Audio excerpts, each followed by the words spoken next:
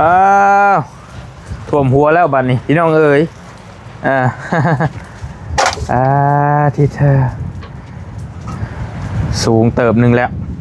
เนาะพี่ทางนี้ก็ได้ใจฟ้ามานี่ด้วยหามายืนมึงดูมายืนมึงดูลูกโอ้คุมน้ำเด้อทางไหนย่าน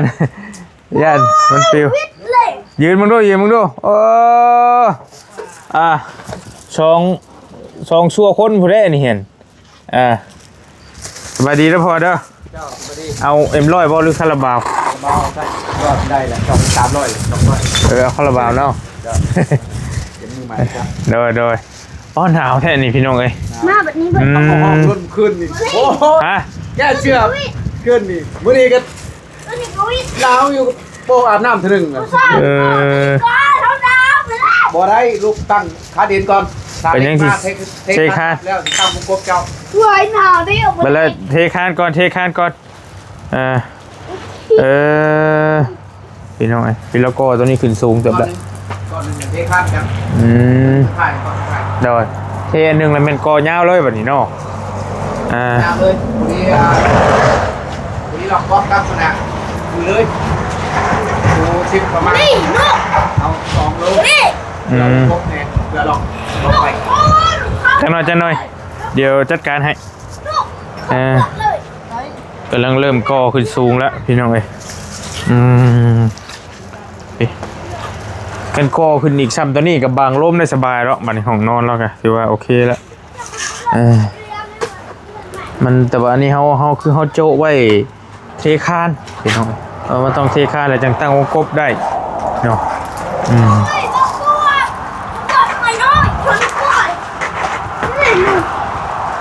ก็ไหวจ้ะพอใช้บล็อกเก่าน้ำเนบบอกใหม่บ่เนี่ยบล็อกใหม่อันนี้ตัวกับเอาตัวมันไวก่อนก็ได้เพราะว่าตัวนี้มันป้าต้องอนามัยนี่พี่น้อยแมนเอาตัวใหม่ก่อนก็ได้พอยังมันช้าเวลาเจ้านี่แหละแล้วก็เบิ่งตัวใดพอใช้เขาก็จังใช้ดินมันทมแล้วก็มันแช่น้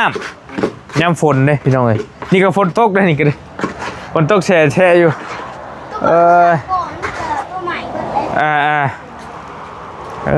เอามีเฮงแล้วพี่น้องเห็นสูงขึ้นแต่ละมือแล้วกันแต่ว่า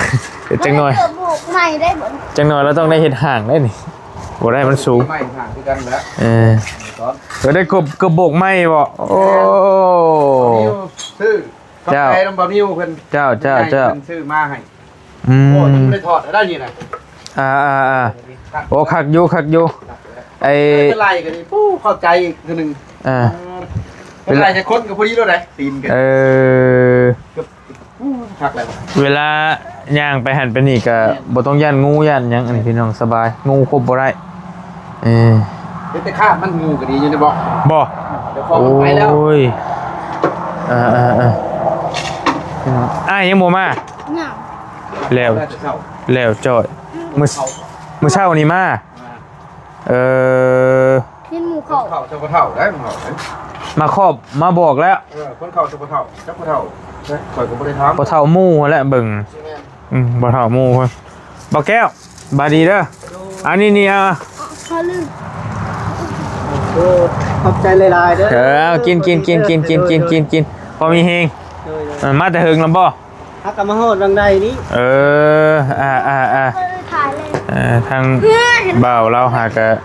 นั่นบ่ได้พาวตี้มื้อนี้เดี๋ยวอยู่กินข้าวกันก้อนคันว่าบ่พาวมาแล้วเพราะว่าชุดลายเราเฝ้าเป็นยังไงก็บ่ว่ากันเนาะต่างคนต่างมีเวียกมีงานเฮ็ดหยังน่ะพากันเฮ็ดได้ไดน่ะ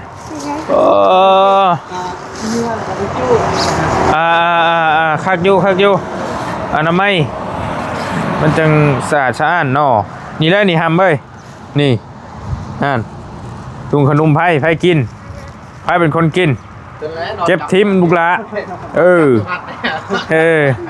นี่ตัวนี้น้ำนี่น้ำช่างกับบุยเวลากินใส่จบดีเราว่ามันติดรวมหนาเด้อไฟเฮงใช่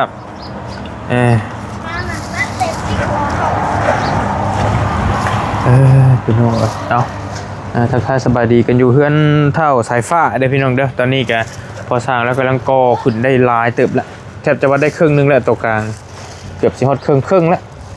ตะก่อนตอนนั้นแทบจะว่าครึ่งแล้วแต่เราเทคานทับแล้วก็ก่อขึ้นแล้วมันจำคำคิมิมบาดนี่เดียวหากันก็บ่เห็นแล้วก็ตัวนี้เฮายังสิได้ตั้งวงกบเนาะวงกบเดี๋ยวนี้เทวเทคานก่อนตั้งวงกบอยู่นี่อันนึงอยู่หันอันนึงคือบ่ได้บอกไว้แหละแล้วก็ตั้งอยู่ อยู่พี่อันนึงตัวนี้ปิดเลยแล้วเขาสิไปตั้งอีกที่อยู่พี่วงกบเขาแล้วก็อยู่นี้แต่จังว่ากันในขั้นตอนนั้นแต่ว่าเบิ่งงบเบิ่งทุนเบิ่งฮ้อนเขาก่อนเนาะพี่น้องเนาะว่ามันสิพอสิบ่พอซำใดจังใดก็จังว่ากันเนาะนี่ก็โอ้ได้สูงเต็มแล้วนี่ก็ได้พอเราเห็นก็ได้โอเคมันลมวิวอยู่มันก็เลยเฮ็ดให้มันหิ่งไวเนาะตัวนี้ก็โอเคพี่น้องธรรมดาพอไปพอมามงกบบริจัดการให้แล้วดูเดือดถ้าเดือดในน้ำในเขาได้ครับขออนุญาตมาฮะน้ำในเขาเป็นยังไงอย่าบอกนะตั้งแต่ไอ้หนุ่มหมู่บ้านเล่กันยังอยู่แต่เขาหนุ่มเมื่อคืนนี่บ่มันกับโบเปลืองกว่าใดเพราะว่าโยมใส่แต่เมื่อคืนยังแต่บนนักแต่บอลลี่เมื่อคืนนี่ได้พี่น้องก็ถือว่าโอเคแล้วนี่ก็ได้บรรยากาศเป็นไปด้วยความหนาวเย็นพี่น้องเดี๋ยวขอเบิ่งอุณหภูมิก่อนที่เท่าไหร่ชับว่าสิโตกลางเว้น24 องศาเนาะแมนแต่ว่าพี่น้องเพิ่นอยู่เมืองนอกที่ประเทศที่มันมีหิมะอย่างตกนะเพิ่นว่าจิบชาวนี้บ่มีปัญหาเพิ่นว่าเพราะว่าอยู่พุ่นติดลบพี่น้องบางประเทศแม่นว่าบ่เห็นตะเว้นบ่เห็นหยังเลยนะติดลบน่ะโคตรง่ายก็ติดลบซ้ำเฮาอยู่ในช่องฟิตน่ะยิ่งกว่าอยู่ในช่องฟิตอีกมันเย็นว่าซั่นพี่น้องอันนี้เลยถือว่าธรรมดาแต่ว่าเฮาหนาวแล้วบ้านเฮาบ่ได้แบบนี้พี่น้องอาบน้ำก็ยังขี้โง่แล้วบล็อกเบิดเลยฮะคนบล็อกมาให้พอสร้างไปเร็วเอามาลอดสปีวิ่งเจ้าเอามาเอาเลยฝนลิ้นพี่น้องฝนอยากออกลิ้นหน่อยนึงบล็อกใหม่แล้วมันอันนี้ง่ายนี่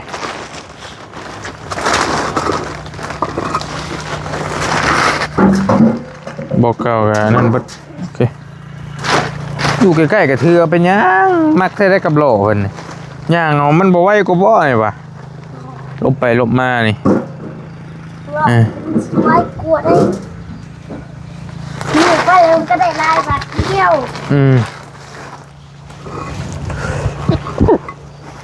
โอเคยกมาเลยโอ้ยระวังทับตีนเสียวเลยปุ๊บเลยเจ้าที่ยู่ไปใช้ลูกหลาถือมาแล้วนะก็ไอ้บอกฮะถือมาทีละก้อน2 ก้อนเอาไว้กว่าไปจีโค้งไปพุ่น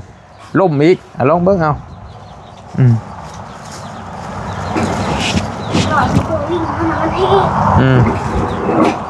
อยู่แล้วไปขึ้นไปขึ้นแล้วไปยุ่ง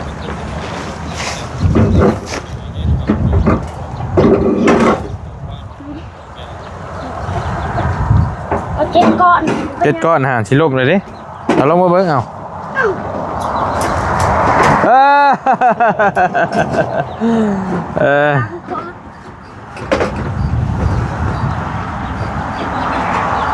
ไปมา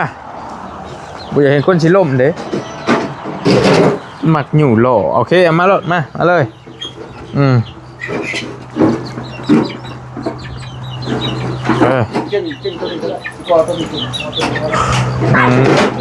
ไปมาโอเค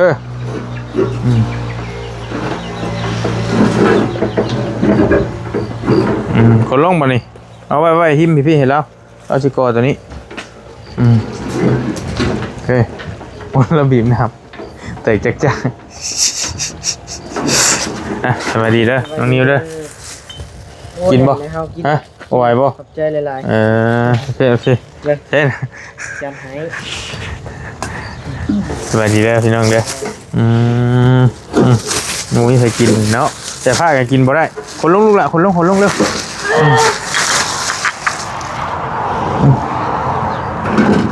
รีบอยู่อ่ะคน จะมาอีกปี เกือบจะไปใส่หาม มีกับโบไซนะคนบ่มักใส่เกิก แนวแบบมันกินพวกอาหารอะไรบัดเกลืออะไรก็มันหอมมาบนกินข้าวกับประชนเอานี่ลงมาให้กินแล้วก็ แล้วมันห้องประชอเลยเดี๋ยว คือว่าเกลืออยู่อันนี้หาอาหารมาแล้วฮะนี่ มันตัวไรแล้วเห็นตัวเหนือมาให้มันกินเดียวเมื่อเช้าเนี่ยพลาดแต่ทำมาได้แจ้ง ก็ใส่มันลายกิ ผมเป็นยังแล้วมาไม่อยากกินได้บ้านนั่นแหละ มาก็บ่เห็นกินแมวกินเดี๋ยวมันกระโดด แมวกินเหมือนกัน แสนเศร้าเป็ดพัน มาจะแมวกินเหมือนกันมากิน เติมหนึ่งอยู่คนไปอ๋อคือยายเป็นน้ำชี้เหยียบเป็นบนลูกละเลี้ยงไว้ก็ได้ก็เลี้ยงไว้หมองเดียวกัน ทุกน้ำมันให้ช่างบ่นะ แม่นแต่ว่าวันทีอันนั้นใบใช่ดิ ระวังเด้อชื่อคิวมอนี่เราเป็นโยนกาไฟ บ่ดอก ไม่ นี่ เอา นะเอาดาวออกแล้วเขาบอกเป็นกาไฟแท้ น้ำมันบ่ ตัวมันแตก บ่ก็ไฟก็หาบ่เห็นคนดังไฟยันถิ่มอยู่ อันมันแตกมันนั่นบ่แตกเสร็จตามันนั่นบ่ เอาไปเบิ่ไรกับอะไรไปใช้อยู่บ่ อยู่ในกองไฟนี่แล้วต้มเอาไปรีเซ็ต ยังไม่ไหม้ก็ไฟเบิดช่องกับอันนี้บ่ซื้อมาไว้จังว่าเพิ่นเอาไปมื้อนี้เอาไปดังเลยขอเก็บไว้ยันว่าเพิ่น ฮะ วางไว้ตัวที่ รอบ เด้อตัดบอกตัด เอาเลยพ่อเอาเลยลองเบิ่ง แปดสิบบอก เอารถพอดีได้ไปเอ็ด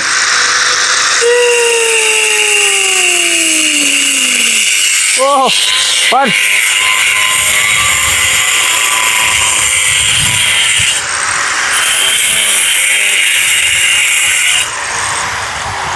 โอ้ถือว่าแข็งเดือบเนาะบอกนี่เนาะ แพงนะ โอ้ แน่นอนพอแล้วยังยอมหักนะ อุ้ยโอ้ย พ่อซื้อดีครับ คักบ่โอ้ ใส่ได้คักแทง บ่ไง ลงจากล้อยังบ่หัก เขาบีบกันบ่ได้แตกตัวนั้นมันบ่ได้ต้องบ่ได้โอ้แน่นอนคักแล้ว บอกคนละเจ้าบอกเก่านี่เจ้าหนึงเด้ เจ้าหนึ่งบ่ จะป้า นี่ ลง อีกเจ้าหนึงโอ้แม่ จะถิ่มป้า นี่ แม่ เจ้าหนึง ยามเฮาอนามัยตัวเก่ามันบีบไปนำลูกนะ อ๋อเป็นยังไง แข่งได้ ไว้ บ่มีปัญหาเลย แต่กับมันบอกบ่ได้อันนั้นมันก็ถือฝนแช่น้ำมันก็ถึกเลยเด้ มัน บ่ ก็ อันแต่ละการมันปูนี่แห้งแส่แห้งเฮิงแห้ง แข็งบ่ ธรรมดา จังหวะ นอกจากเขาอันใส่ปูนน้อยแล้วมันมีทรายหลายมันพอยนะพ่อ มันกับบางคนกับประหยัดเด้อยากได้กำไรหลายกับเห็ดอ่อนกิโลบเด้บางคนก็ได้ มันตีปูนบ่ได้กับเขากันกับปูนิ่ม โดย จางอยู่แต่ว่าเราปูตีได้กับบ่ได้ บางคนก็มันอยู่นำวิธีการเฮ็ดเนาะเฮ็ดเป็นเฮ็ดบ่เป็นเดี๋ยวก็ลาบชิ้นนะพี่น้องเอ้ยบางคนก็ลาบชิ้นคือกันแต่ว่ารสชาติบ่คือกันบางคนลาบแซ่บบางคนลาบบ่แซ่บก็แล้วแต่ตัวนี้แกแต่ว่าก็เฮาเห็นแบบนี้แล้วก็ถือว่าโอ้มันโอเคแล้วนี่น้องนิวบอลี่ให้น้องนิวแกมาเมื่อวานนี้พี่น้อยก็ละ 3,000 แต่ว่ากินนี่ก็ไป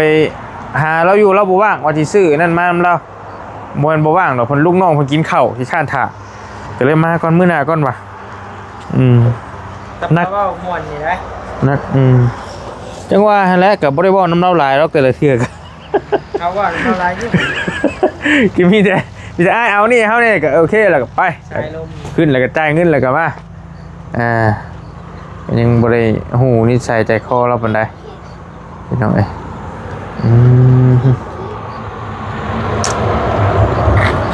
จิบโอเคไปมีแต่บอลลี่ซื้อเฮมาพร้อมได้ซื้อเฮมาเลย ลมบ่ เอาเฮพอดีแล้วอยู่หลายคนอยู่หาเนี่ยเสียมาลงนี่แหละสิ ลอกมาครับ บอลแล้วอาจิถอยรถมาแล้วก็ได้ไม่ถอยมานี่เลยเอาลงอยู่ระหว่างนี้ก็ได้เนาะโอเคอยู่แป๊บหนึ่งเด้ออันน้ำบ้าน หาถอยรถเจ้านี่เด้อ แก้ว บอกแก้วบอกแก้วไอ้แก้วอันนี้ซื้อน้ำเจ้อีกคนนึงตัวนี้เป็นเฮแบบนี้เลยตัวนี้ โอ้แฮหมดนี่บ่รุ่น เฮ เก่า แบบเฮรุ่นเก่าเฮา รุ่นเก่า ซื้ออยู่นี่อยู่ใกล้ๆนี่นี่ FC ตัวนี้เราฮู้จักอยู่เราไปช่วยสายฟ้าบ่เราอ่ะกิโลเมตรว่าสอบละ40,000แล้วแถมให้อีกสอบนึง โดย ซื้อ5สอบแล้วให้6สอบ200,000นี่ก็ได้เบิดนี่ก็ได้พี่น้อง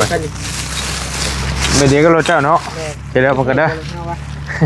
ก็มันก็นี่ฮะเราจับมันมาได้หามเด้อเบิ่งนี่เดี๋ยวคนตกรถนี่เดี๋ยวเปิดโดยเดี๋ยวนะหาหม่องมันกัน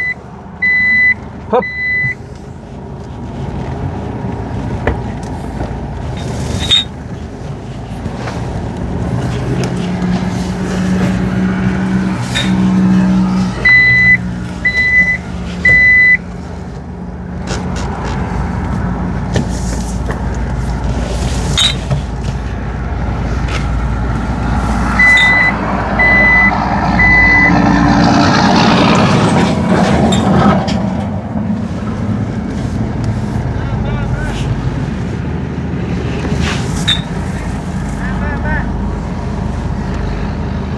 ซื้อเลยป่ะ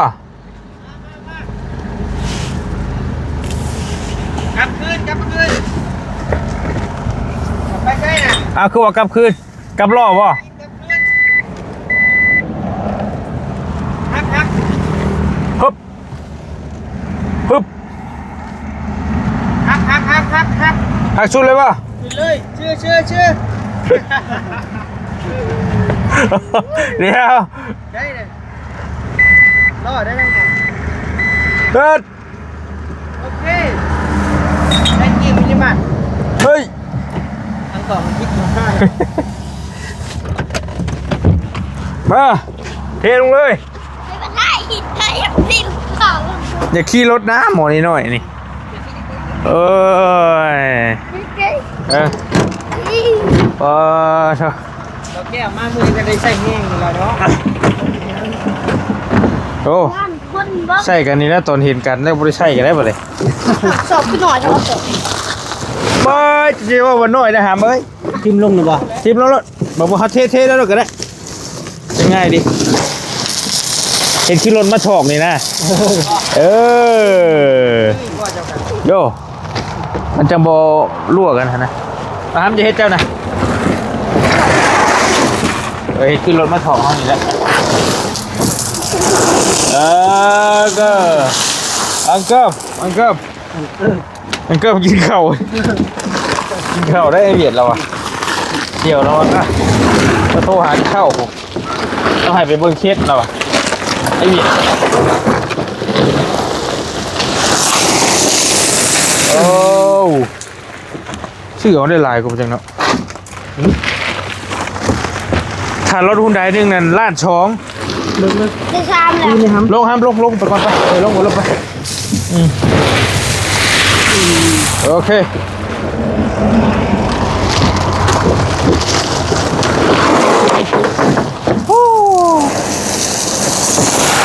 ได้หลายเติบได้นะเฮ้ยเนาะ2 เซนนี่2 เซนนี่อันนี้เราเทมหลายกว่าบ่ผ่าน เราเทมตัวนึงเนาะ แกเอาไปยังไง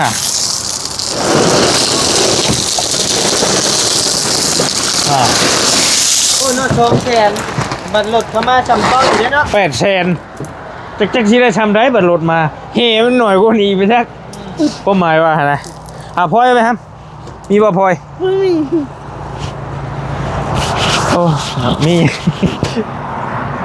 เอายังก็ได้นะที่มันเอาไปตอกไม่ให้ไว้กดนะที่กดนี่ลงนี่ไปเร็วฝนก็มาแล้วได้บ้านพี่น้องจะอยู่ในก็ได้เป็นมาปิ้งไก่มาแล้วได้บ้าน เกี่ยว โอเคแต่ปิ้งไก่ล่ะปิ้งจริงก็มีแล้วในรถกินบ่กินแล้วบ่เข้า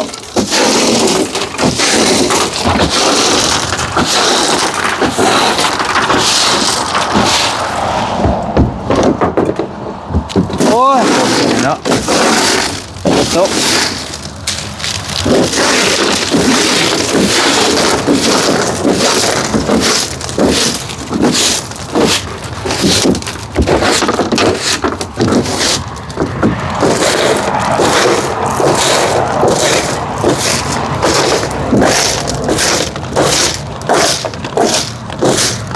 2แสนกีบ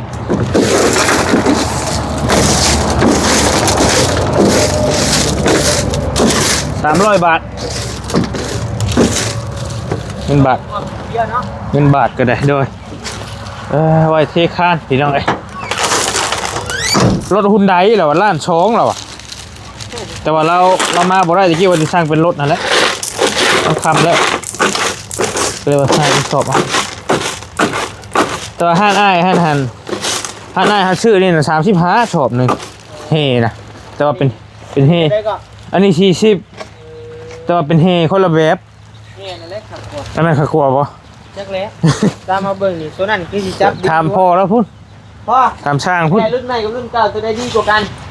ตัวใดจับแน่นกว่ากัน ตัวนี้ด้วยกัน ฮะ